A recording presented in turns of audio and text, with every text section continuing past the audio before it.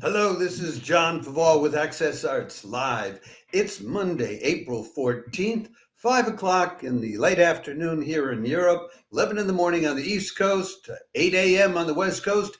And that means it's time for the weekly roundup of the top big stage productions, orchestral and choral live streams coming to you this week, free of charge, online. And we're here to tell you all about them.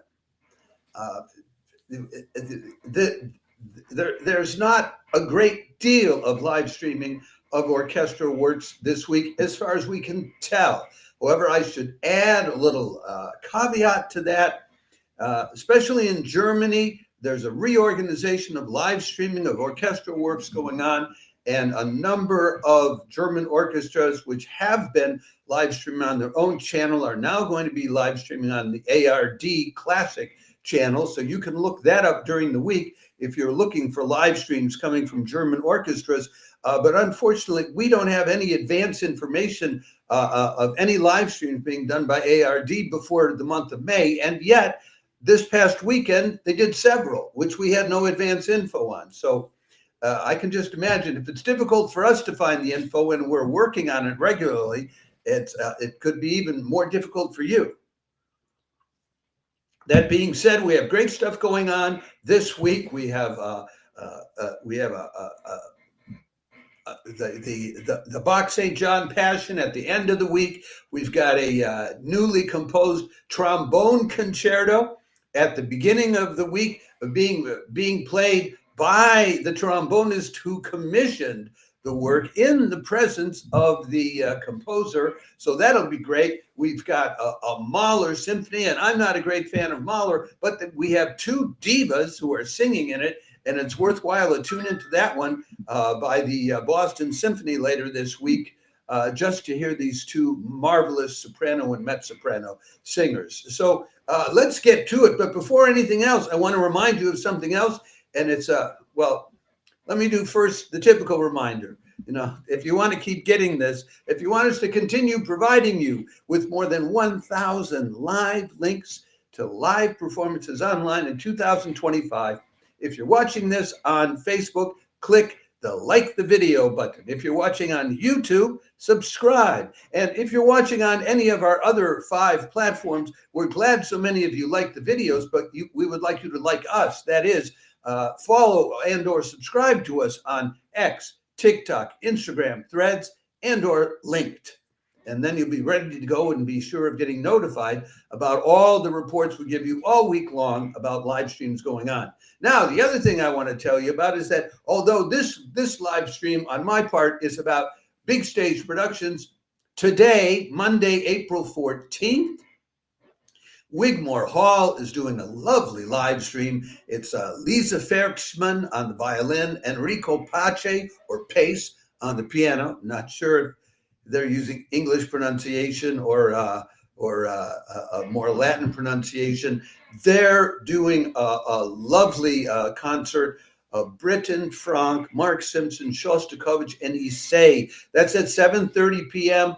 UK time today, 8:30 in the evening, European time, 2:30 in the afternoon on the West Coast, and 11:30 in the morning, Pacific Daylight Time. They'll be doing Ysaÿe's poem Elegiaque, the elegiac poem, Opus 12. They'll be doing 4 different preludes by Dmitri Shostakovich from 24 preludes, Opus 34, as arranged for violin and piano by Dmitri Tsiganov. They'll be doing Benjamin Britten's Suite for violin and piano, Opus 6, and Mark Simpson's An Essay of Love. That was composed just in 2020. All the others were composed back in time. And César Franck Sonata in A for violin and piano.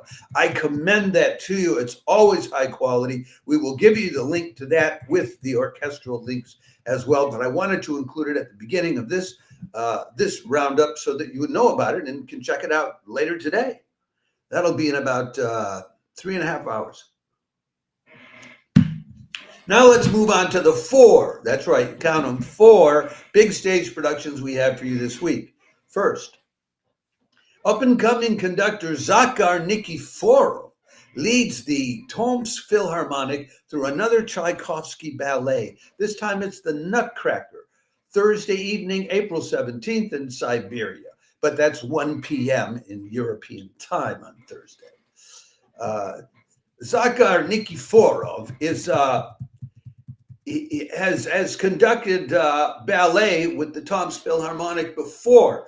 He did it on March 20th, and that time it was Sleeping Beauty. And he always has a narrator. The narrator is Larisa Okisheva, a Russian actor who talks about the libretto of the ballet, but it's not a full-scale ballet with all the dancers. It's a concert version. Nikiforov is interesting because, here, let me put a picture of the guy for you. Sorry, I didn't get it up sooner. I get distracted and then I make mistakes. I'll put up a picture, actually 2 pictures of the guy. You might wonder, well, why do I have a picture of him with the French horn? Well, he's the French horn. He's the leader of the French horn section of the Tomsk Philharmonic. And he has been that since 2004, so for 20 years. But in recent years, he's become more interested in conducting. So he went back to school and graduated from the Moscow Conservatory, the Tchaikovsky Conservatory, with a degree in opera and symphony conducting in 2023. And then he got involved in this international master class of conductors. And I think there's also the Tomsk Philharmonic has had a sort of competition for young conductors, and he did very well in it. So he will be conducting this. And I think it's always good when you have a musician conducting, especially someone who's still playing as a musician, because they have the best feel for both sides of the conducting business. We told you about a live stream of his just a couple of weeks ago, March 29th, when the Tomsk Philharmonic did Glier's Concerto for French Horn and Orchestra, and it was Nikiforov who was playing the French horn then. But he does a fair amount of conducting, and like I said, also in March he conducted the Sleeping Beauty ballet.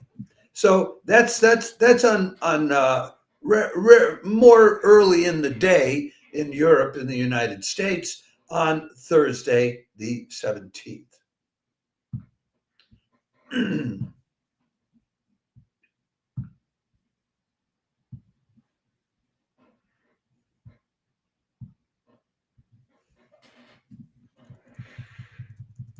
then we come to an interesting concert also on Thursday the 17th, a little later in the day because it's in Europe. A little more viewable hours, at least for those in the US, not while they're still asleep or just getting out of bed. The Helsinki Philharmonic brings in trombonist Jürgen von Rijn to play a concerto which he personally commissioned from Helsinki's composer in residence. So this should be interesting. That's Thursday, April 17th at 6 in the evening, European time. Yeah, this is an interesting grouping of talent. The trombonist is Jürgen von Rijn from the Concertgebouw Orchestra down in the Netherlands. He's the head trombonist with that orchestra and has been for a number of years. The Helsinki Phil is calling this concert Trumpets of Heaven, although it's a trombonist, which is the... Anyway, they're doing Sammy Musa's Concerto for Trombone and Orchestra called the Jericho, composed in 2023. And then they'll do Bruckner's Symphony No. 3 in D minor, the 1877 revision, because we haven't heard enough Bruckner since September when everybody started playing Bruckner because of his 150th anniversary, I think it was. But anyway, the conductor, I'll get through all of this. I'm telling you about all this. The conductor is Ysaÿe Saraste. Last week, he was in Stuttgart, leading the Stuttgart Orchestra in Haydn Symphony and Shostakovich's Fourth. And I was watching it, and the people in the chat box were absolutely enchanted by Saraste's work conducting that orchestra in those pieces.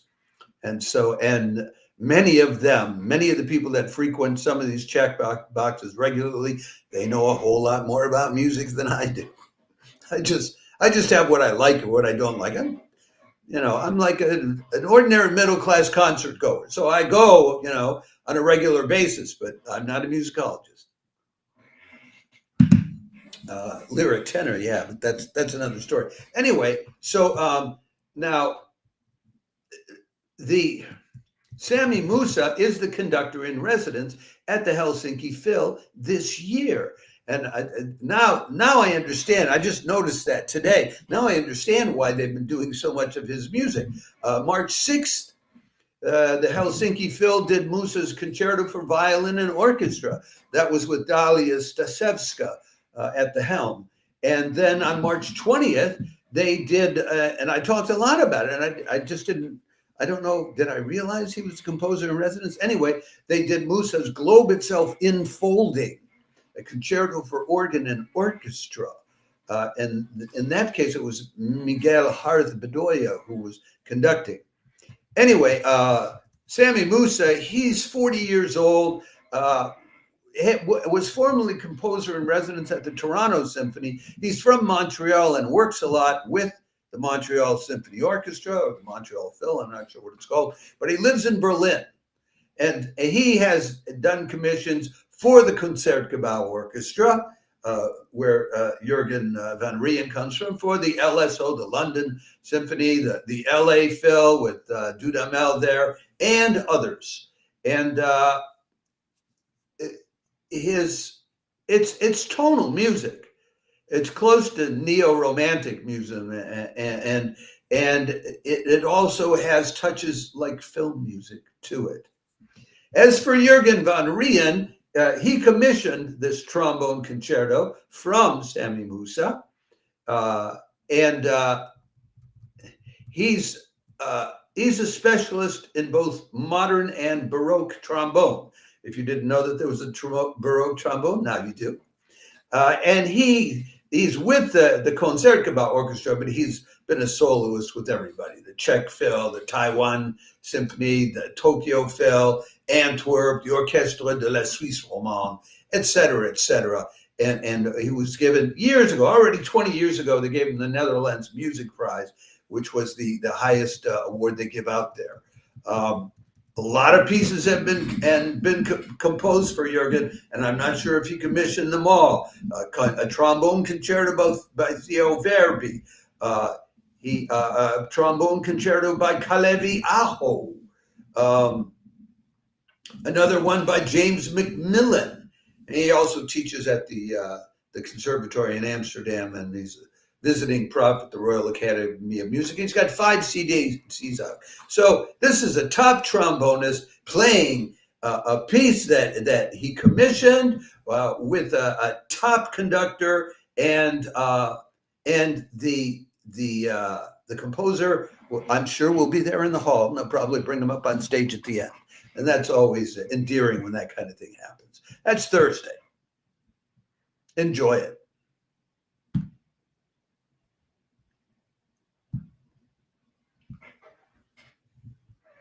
Now we come to the Mahler.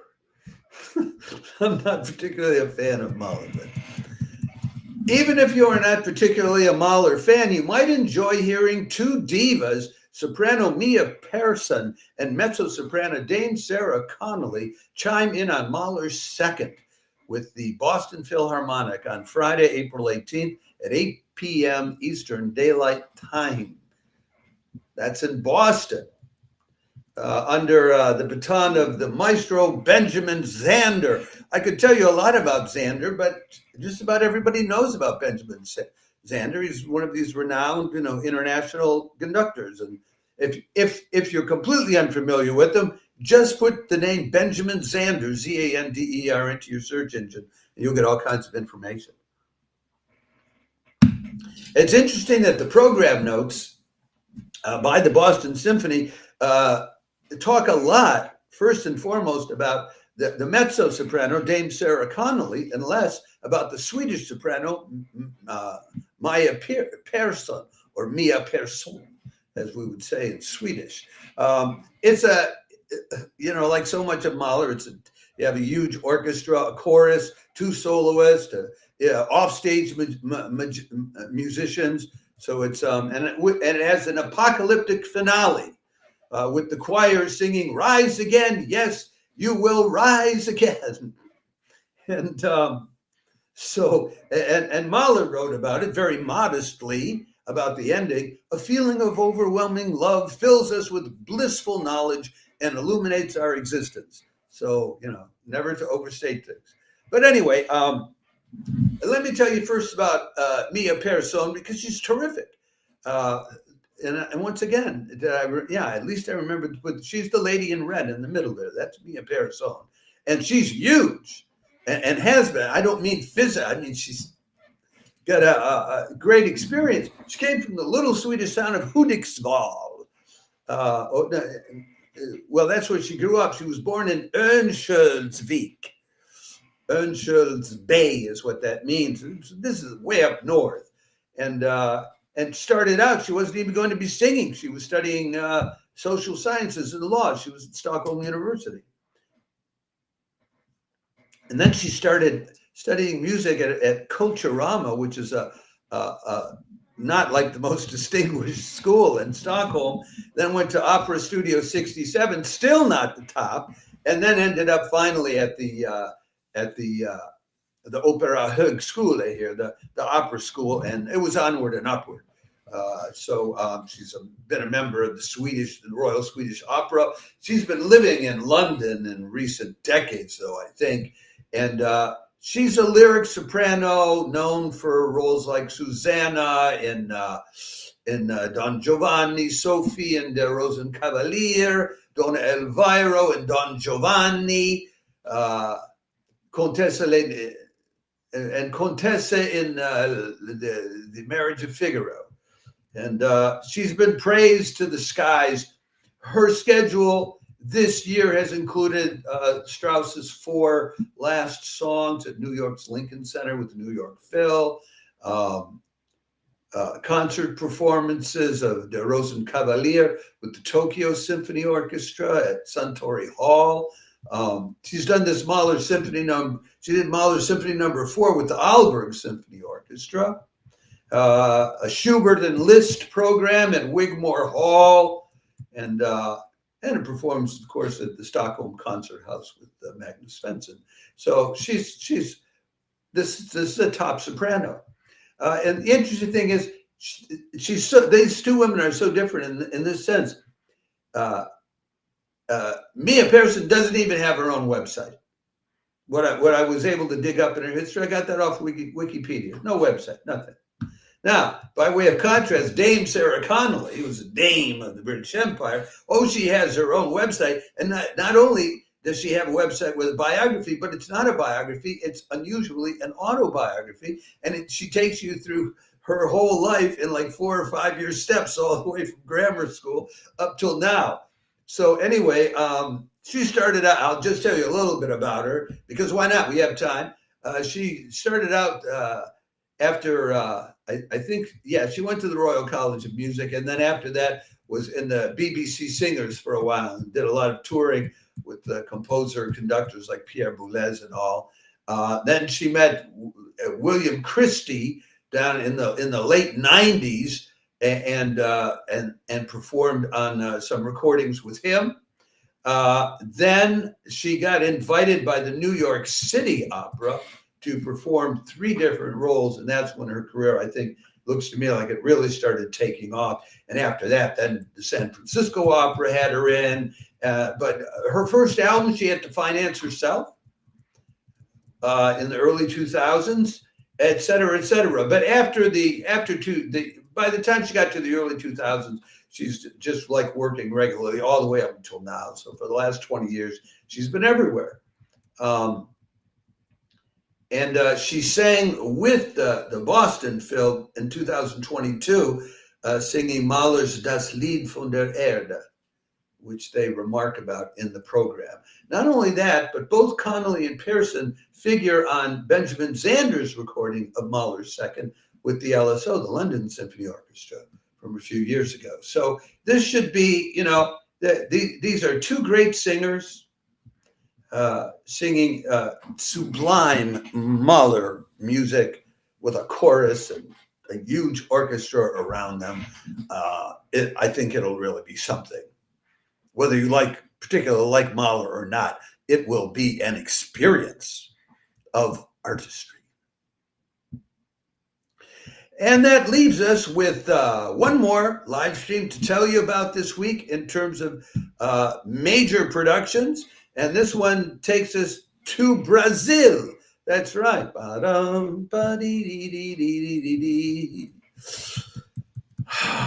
What would Easter... Let me start that again. What would Easter or Holy Week be without a passion? Friday, April 18th, you can make your Easter live streaming complete with the Sao Paulo Symphony's performance of Johann Sebastian Bach's Passion according to St. John at 3:30 p.m. Eastern Daylight Time, 9:30 in the evening in Europe.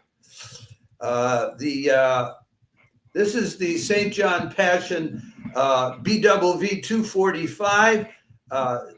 Composed in 1724, but they're doing the revision from 1739 to 49. Did I put up the picture for you? Yeah, I did put that. It's Saba. I only have pictures of 2 or 3 of the soloists, although there are 5 or 6, but there's just wasn't any information about the 5 or 6. And I think basically what you need to know is that these are singers who are on staff with OSESP, as the Sao Paulo Symphony calls it, for varying amounts of time. Saba Teixeira, the baritone, he's been with OSESP since 2002, so he's a real veteran with his orchestra. And then Clarissa Cabral, the mezzo, she's been with them since 2007. She's interesting because she really started out as a keyboardist, as a pianist and harpsichordist, and she still is, and she teaches that kind of thing. And then the tenor is Yabez Lima, or Habez Lima. I do not speak Portuguese. And he's been with OSESP, about a decade now, and is sort of a specialist in early music and Baroque training. So this is not music that's going to be unfamiliar to him. OSESP is always a quality performance and quality live stream. And so I can commend that to you too. Folks, that's what we have for you this week for Big Stage Productions. If I find out about others that are going on later in the week, I will let you know. We will be back tomorrow, and the roundup is likely to once again, instead of being at 6 in the evening European time and noon on the East Coast and 9 on the West Coast, it's liable to be at 5 in the evening here in Europe. 11 in the morning on the East Coast and 8 in the morning on the West Coast because of other things going on for Easter week here in Stockholm. I hope this proves useful to you. I hope that one or more of these very interesting live streams this week is inspiring and or uplifting for you, and just gives you a great time. I think that trombone concerto sounds like it will to me. On Thursday. In the meantime, I'd remind you again, if you're watching this on Facebook, please click the like the video button. On YouTube, please click on subscribe. On our 5 other platforms, please follow and or subscribe to Access Arts Live on X, TikTok, Instagram, Threads, and or LinkedIn. And we'll keep giving you more than 1,000 live links to live performances all year long in 2025 here on Access Arts Live. Have a good week. As I said, I'll be back tomorrow. And yeah, don't forget, in just a few hours' time, Wigmore Hall is live streaming a lovely violin and piano concert. Ciao for now.